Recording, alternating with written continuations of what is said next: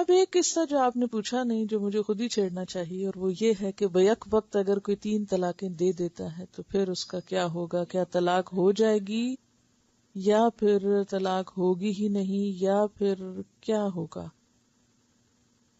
تو پہلی بات تو یہ ہے کہ یہ خلاف سنت ہے، یہ طریقہ دین کے خلاف ہے، حرام ہے. اور حضرت عمر رضی اللہ تعالی عنہ اس شخص کو کوڑے لگا کے اس کی پیٹھ زخمی کرتے تھے جو ایک وقت میں 3 طلاقیں دیتا تھا. اب آپ دیکھیے کہ ایک طریقہ آپ نے قرآن میں پڑھ لیا کہ طلاق و مرتان، کہ طلاق کا طریقہ یہ ہے. سنت سے آپ کو پتا چل گیا کہ کس وقت کس حالت میں طلاق دی جائے گی. لیکن جب لوگ کسی بھی حق کو مس یوز کرتے ہیں یا کسی بھی اختیار کو غلط طریقے سے استعمال کرتے ہیں تو ایسی صورت میں پھر اس کی تھوڑی سی اس پر تحقیق یا اس کے بارے میں جاننا ضروری ہے. تو پہلی بات یہ کہ ایک ہی وقت میں 3 دفعہ طلاق بولنا جو ہے یہ خلاف سنت ہے. یہ جو کہا گیا نا کہ طلاق و مرتان، تو یہ نہیں کہا گیا طلاق و طلقتان. طلقتان کا کیا مطلب ہے؟ 2 طلاقیں یا 3 طلاقیں. اب اگر یہ کہا بھی جائے کہ ایک وقت میں 2 طلاقیں تو پھر 2 دفعہ بولے نا، 3 بولنے کی کیا ضرورت ہے؟ تو 3 شاید اس لیے بولتے ہیں کہ پھر اس کے بعد اب بسانا نہیں.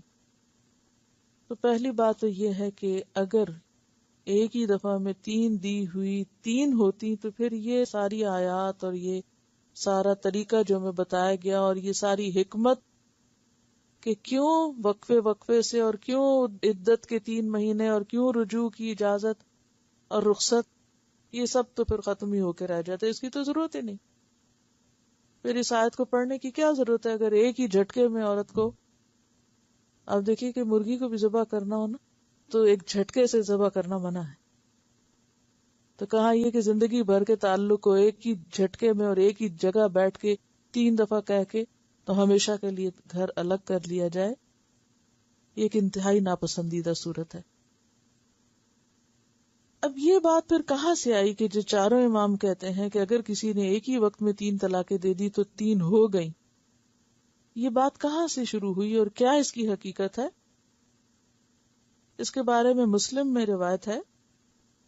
حضرت عبداللہ بن عباس فرماتے ہیں نبی اکرم صلی اللہ علیہ وسلم کے زمانے میں، حضرت ابوبکر صدیق کے زمانے خلافت میں، حضرت عمر فاروق کے زمانے خلافت میں 2 سال تک بیک وقت دی گئی 3 طلاقیں ایک شمار کی جاتی. حضرت عمر بن خطاب نے کہا جس چیز میں لوگوں کو سوچنے سمجھنے کی مہلت دی گئی تھی، لوگوں نے اس بارے میں جلد بازی سے کام لینا شروع کر دیا جو خلاف سنت ہے. لہذا آئندہ ہم بیک وقت دی گئی 3 طلاقوں کو 3 ہی نافذ کر دیں گے. تو انہوں نے ایک آرڈیننس کے ذریعے اب اس شخص کی بھی جو ایک ہی وقت میں 3 دفعہ بولتا تھا اس کو 3 ہی شمار کرنا شروع کر دیا. اور اس کے بعد حضرت عمر نے اپنا فیصلہ نافذ کر دیا اور لوگوں نے اس پر ریئیکٹ نہیں کیا.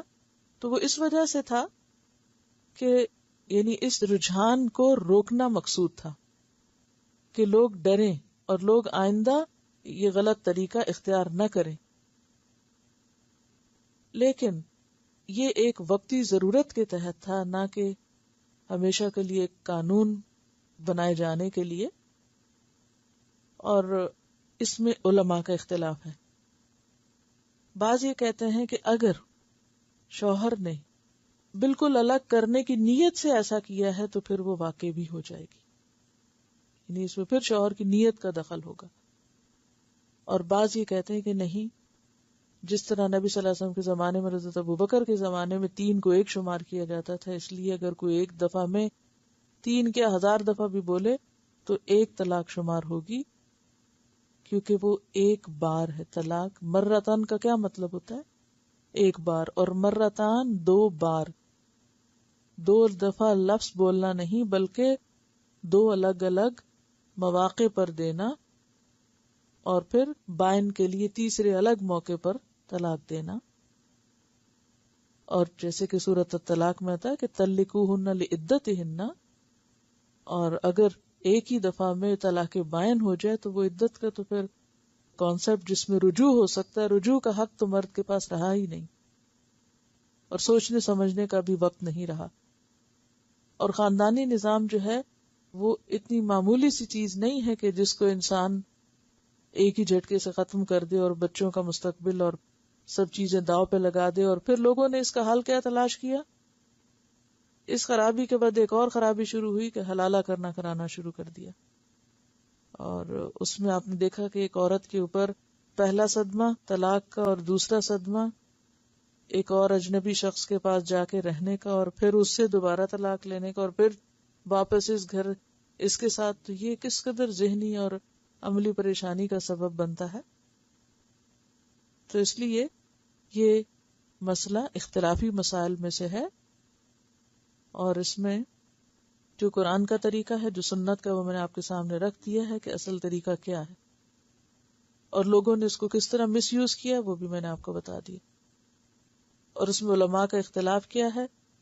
یہ اختلاف ہے کہ اگر کوئی یہ نیت رکھ کے دیتا ہے تو پھر اس مرد ہی کے اوپر ہے کہ اس نے کیا سوچ کے دیا تھا، ہمیشہ کے لیے الگ کرنے کا، یا غصے میں محض ایسا کیا اور ایک ہی مراد اس کی تھی دینا.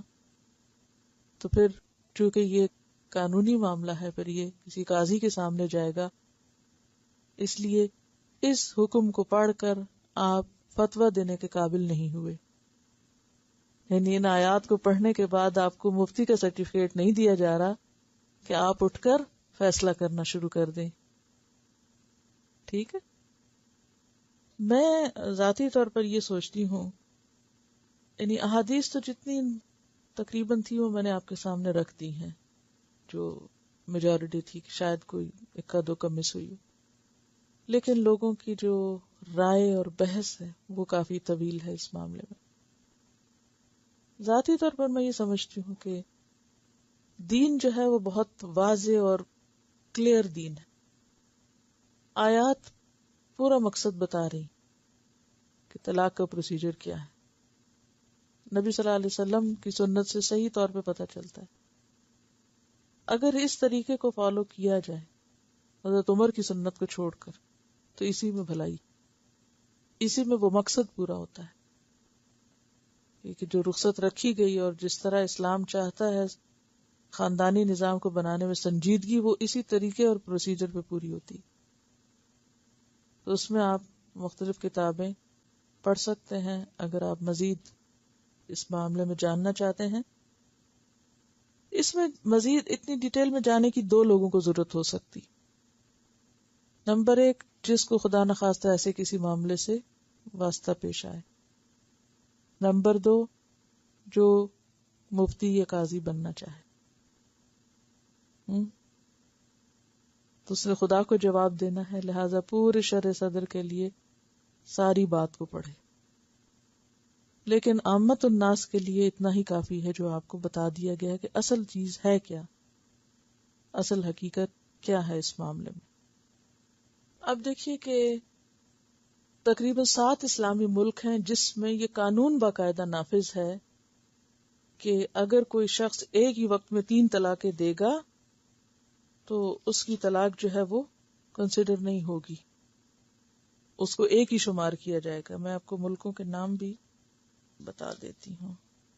7 اسلامی ممالک جن میں مصر، سوڈان، اردن، مراکش، عراق، شام اور پاکستان شامل ہیں. ایک مجلس کی 3 طلاقوں کو ایک ہی طلاق شمار کرنے کا قانون نافذ ہے، یعنی قانون موجود ہے. بعض اہل علم کے نزدیک بیک وقت دی گئی 3 طلاقیں 3 ہی شمار ہوتی ہیں، لیکن بات یہ ہے کہ نبی صلی اللہ علیہ وسلم کے زمانے میں 3 کو کیا شمار کیا گیا؟ 1 شمار کیا گیا.